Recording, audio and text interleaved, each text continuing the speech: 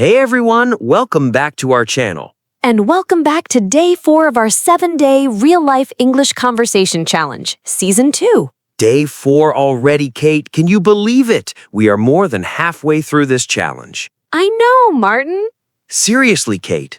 If you are just joining us today, welcome. But please go back and watch day 1, day 2, and day 3 first. They are all incredibly useful and part of this challenge. But right now, let us talk about today.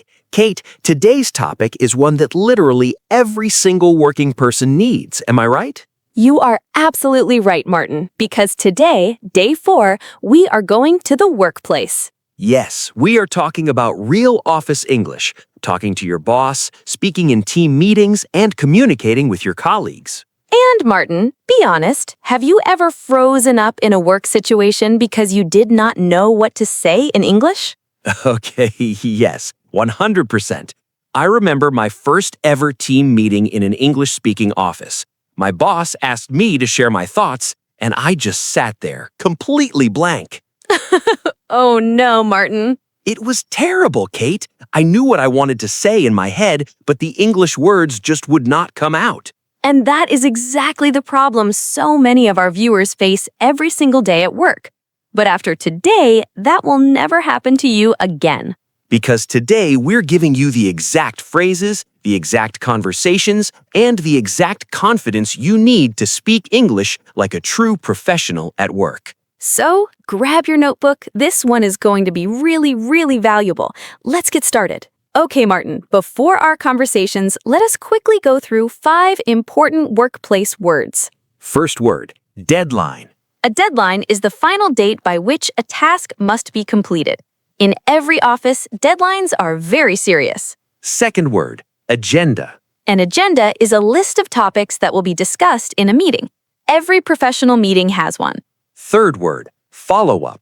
To follow up means to check on something after an initial conversation.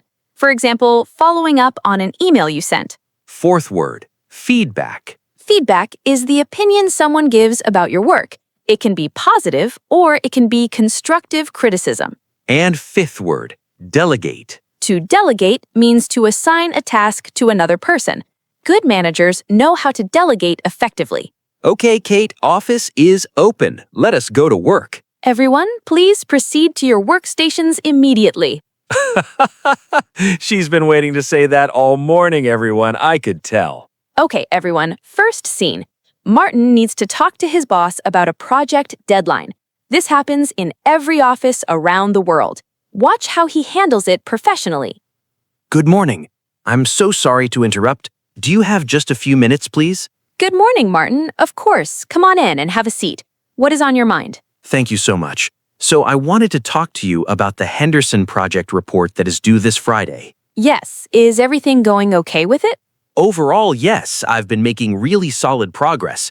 However, I want to be completely transparent with you. I feel that if I submit by Friday, the quality may not be at the standard that truly represents our team well. I see. So what exactly is causing the delay, Martin? The data analysis section is requiring much deeper research than I initially anticipated. I want to make absolutely sure all the numbers and findings are accurate before I present them to the client. I appreciate you coming to me early rather than just missing the deadline without saying anything. That shows real professionalism, Martin. Thank you. I always believe in communicating openly rather than leaving things to the last minute. Okay, I can give you until Monday morning, but I need it on my desk by 9 a.m. sharp, no exceptions. Absolutely. Monday, 9 a.m. You have my word on that. And I'll send you a brief progress update by Sunday evening so you know exactly where things stand. I like that idea. Keep me in the loop. And Martin, if you need any additional resources or support over the weekend, do not hesitate to reach out. That means a lot. Thank you so much for understanding and for your trust in me. That's what we're here for. Now go and make it excellent. I absolutely will. Thank you. Did you notice the key things I did in that conversation? I came early, I was honest, and I offered a solution. Never wait until the last minute to tell your boss about a problem. Always communicate early. It builds trust. Do you have just a few minutes, please? I want to be completely transparent with you. I always believe in communicating openly. You have my word on that. I will keep you in the loop. Okay, scene 2, and this is the one that makes most people nervous. A team meeting. So many people sit in meetings completely silent because they do not know how to speak up in English, but not after today. All right, team, let us get started. Today we are reviewing our social media marketing strategy for Q4. Martin, I would love to hear your thoughts first. Of course, thank you, Kate. So I have been closely analyzing our current strategy over the past 2 weeks, and I've identified a few areas where I believe we have a real opportunity to improve. Great, please go ahead. So, firstly, our posting schedule has been quite inconsistent. Some weeks we are very active, and other weeks we go almost completely silent online. I strongly believe that if we build a fixed content calendar, our audience engagement will improve significantly. That is a really valid observation, Martin.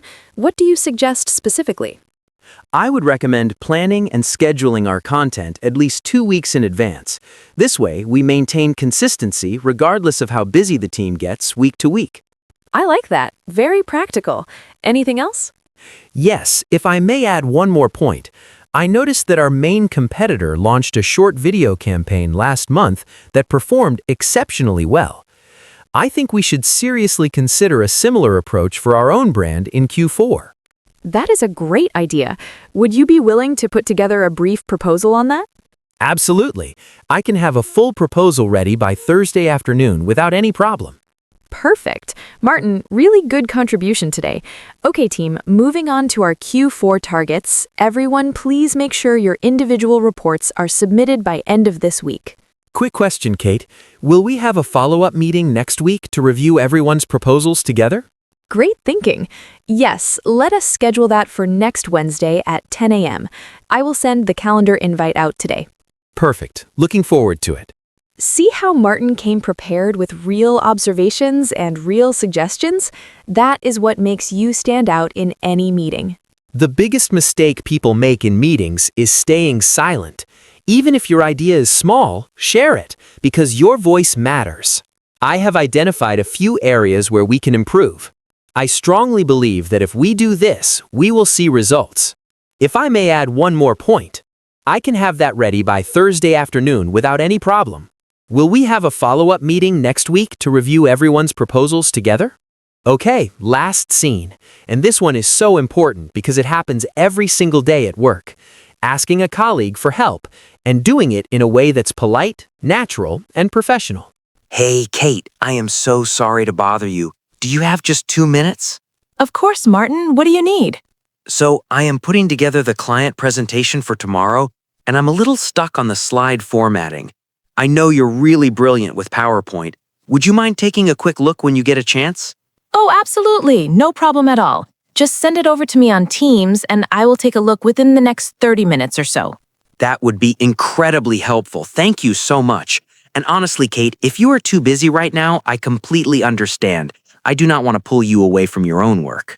Not at all, Martin. That's what teammates are for. We help each other out. Just send it over. You are amazing. I really appreciate it. And hey, you know I'm always here whenever you need anything too. Just say the word. I know, and I will definitely take you up on that. Actually, can you help me with the Excel budget sheet next week? Numbers are really not my strong point. Consider it done. I'll block time in my calendar for you. Deal? Deal. Okay, now go and send me that presentation before I change my mind. Sending it right now. Thank you, Kate. You are a lifesaver. That conversation felt so natural and warm, right? That's because good workplace relationships are built on mutual respect and helping each other. Always ask for help politely and always offer your help in return. That is the foundation of great teamwork. I am so sorry to bother you. Do you have 2 minutes? Would you mind taking a quick look when you get a chance? I do not want to pull you away from your own work. That is what teammates are for. I will take you up on that. Okay, everyone, common mistakes time, workplace edition. These are real mistakes people make in offices every day. Let's fix all of them right now. Mistake number 1. People say, I cannot do this work. Instead say, I'm facing some challenges with this. Could I get some guidance, please? Never say you cannot do something. Always ask for help professionally. Mistake number 2. People say, "This is not my job." Oh, this is honestly one of the worst things you can say in any workplace. Instead say, "That falls slightly outside my current role. Could we discuss the best way to handle this?" So much more mature and professional. Mistake number 3. People say, "I did not understand what you said in meeting." Instead say, could you please clarify what you meant by that point? Asking for clarification shows you are engaged and serious about your work. Mistake number 4. People say, "When is the deadline of this work?" Instead say, could you please confirm the deadline for this task? The phrase, "Could you confirm?" sounds polished and professional in any office setting. And mistake number 5. This one is very common in workplace emails. People write, "Please do the needful." Oh yes, this phrase needs to be retired immediately. Instead, write, please let me know if you need anything further, or kindly revert at your earliest convenience. These phrases sound completely modern, natural, and professional in any English-speaking workplace. All right, everyone, let us recap your must-know workplace English phrases. Repeat after us, out loud. Situation phrase. Asking boss for time. Do you have just a few minutes, please? Being transparent. I want to be completely honest with you. Sharing idea in meeting. I believe we could improve this by adding a point. If I may add one more point, asking for clarification. Could you please clarify what you meant? Asking colleague for help. Would you mind taking a quick look at this? Following up. I just wanted to follow up on my earlier email. Say these phrases out loud right now. Do not just read them, actually say them. The more you practice saying them, the more natural they will feel in real situations. Okay, everyone, your Day 4 practice task. Imagine your boss has just assigned you a new project, but you are already completely overloaded with existing work. Write your conversation with your boss, explaining the situation and asking for support in the comments below. Use the phrases from today. Be professional, be polite, and show us what you have learned. Best comment gets a shout out in tomorrow's video, so get writing right now. And that is a wrap on Day 4, Workplace Conversations in English. You now know how to talk to your boss about deadlines, speak up confidently in team meetings, and ask your colleagues for help, all in natural, professional English. To Martin, honestly, after today's video, would you freeze up in a meeting again?